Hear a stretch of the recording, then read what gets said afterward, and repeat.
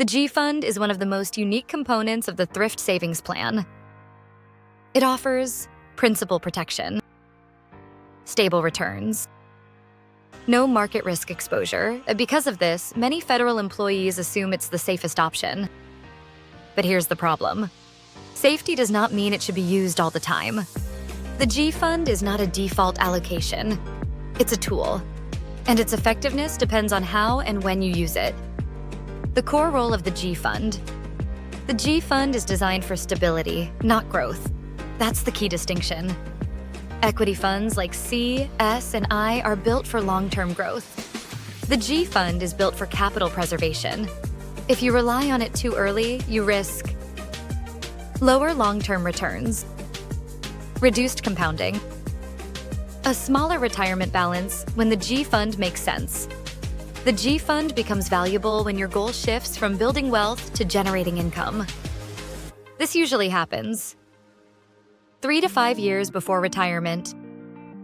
During retirement, at this stage, the G Fund helps protect a portion of your portfolio, reduce market volatility exposure, support predictable withdrawals.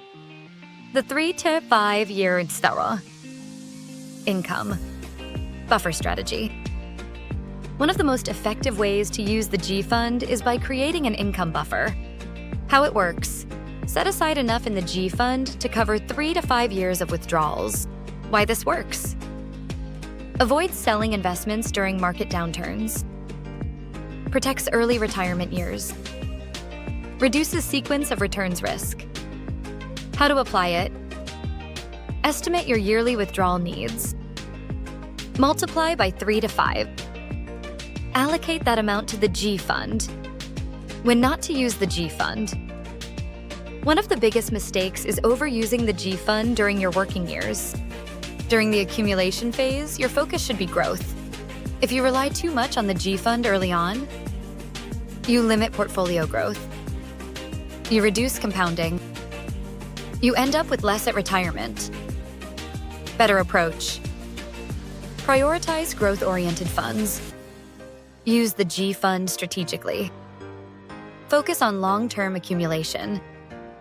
The transition phase mistake. Another common mistake is moving entirely into the G Fund right before retirement. This leads to loss of growth potential.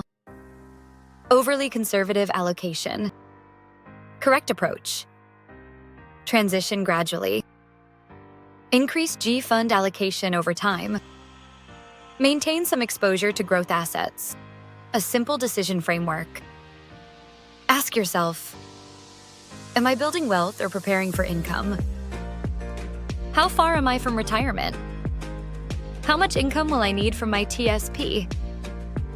How much of that income needs protection? Your answers will guide your allocation.